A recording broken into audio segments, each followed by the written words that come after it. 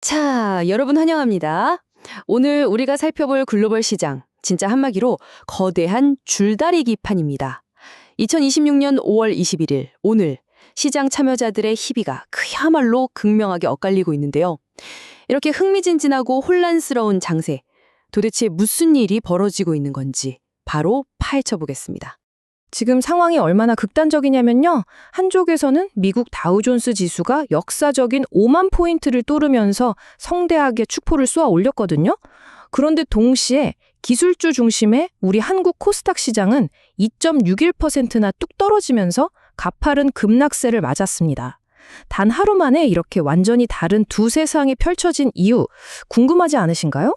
자, 그럼 첫 번째 파트, 미 증시와 국채 금리가 어떻게 글로벌 시장에 무거운 닻이 되고 있는지부터 바로 들어가 보죠. 오늘 모든 시장 지진이 시작된 진앙지 월스트리트를 보면 신호가 정말 엇갈렸습니다. 다우지수는 전통산업군들이 힘을 내주면서 2.10%나 훅 뛰었는데요. 반면에 S&P 500이랑 나스닥은 아예 0.00% 제자리에 딱 멈춰섰습니다.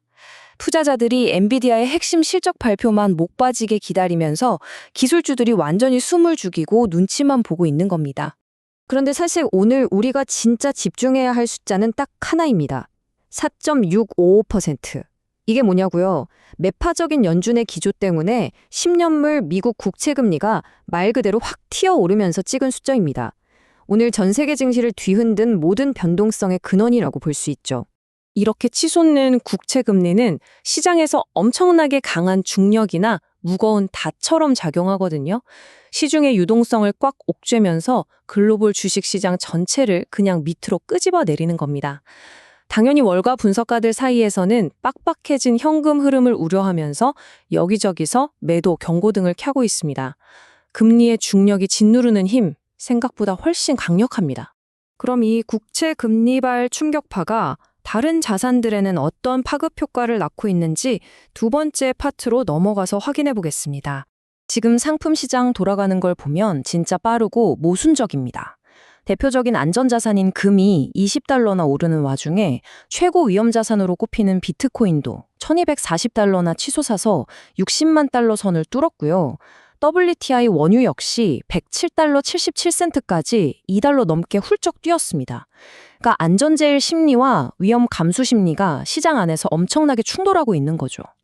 자, 그리고 오늘 장의 하이라이트이자 최고 이변이 등장합니다. 무려 플러스 8.25%. 일본 니케이 지수가 단 하루 만에 이렇게 폭발적으로 뛰었습니다.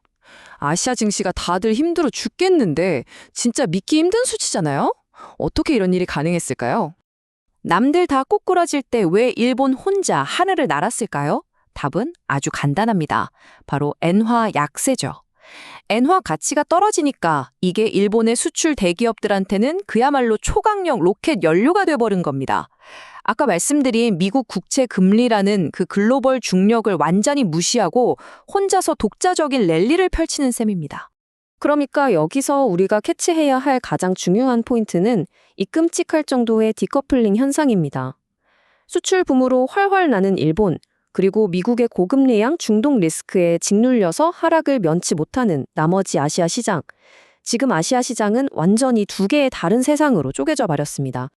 자, 그럼 이제 시선을 우리 안방으로 좀 돌려보겠습니다. 세 번째 파트, 코스피는 도대체 왜 이렇게 심한 압박을 받았을까요? 오늘 코스피 지수 0.86% 빠지면서 결국 7,200선으로 밀려났습니다. 세 가지 악재가 겹친 완벽한 퍼펙트 스톰이었거든요. 일단 외국인들이 무려 3조 원어치나 되는 어마어마한 매물 폭탄을 던졌고요. 거기다 아까 계속 얘기한 미국 국채 금리 급등, 그리고 결정적으로 삼성전자 노조의 파업 예고라는 국내 리스크까지 겹치면서 지수 발목을 꽉 잡고 끌어내렸습니다. 섹터별 타격을 보면 정말 뼈아픕니다. 금융업이 5.50%, 전기가스 같은 유틸리티가 5.13%, 그리고 서비스업이 5% 넘게 훅 빠지면서 가장 큰 타격을 입었는데요. 단 하루 만에 이 섹터들에서만 엄청난 규모의 시가총액이 그냥 공중으로 증발해버린 겁니다. 덩치 큰 시가총액 상위 대형주들 상황도 마찬가지로 온통 하락장 일색이었습니다. 포스코홀딩스랑 LG에너지솔루션이 각각 5.33%, 3.88% 크게 굴러 떨어졌으니까요. 그나마 참 다행인 건 대장주 삼성전자입니다. 파업 관련해서 그렇게 부정적인 헤드라인이 쏟아졌는데도 0.18% 꿋꿋하게 방어선을 쳐내면서 버텨냈습니다. 자, 그럼 이 엄청난 변동성 속에서 우리는 어떻게 살아남아야 할까요? 마지막 네 번째 파트, 생존 가이드로 넘어가 보죠.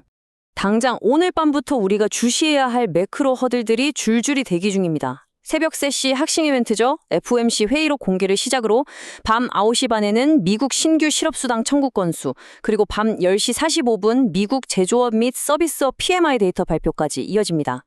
시장의 단기적인 방향성이 여기서 싹 다 결정될 겁니다. 시장이 아무리 혼란스러워도 팩트는 명확한 대응 스텝을 제시합니다. 첫째, 한국 시장에서는 기관 매수세가 받쳐주는 헬스케어 같은 튼튼한 방어주 쪽으로 눈을 돌리시고요. 둘째, 글로벌 시장에선 반도체랑 클라우드 관련 중소형주들 움직임을 꼼꼼히 체크하셔야 합니다.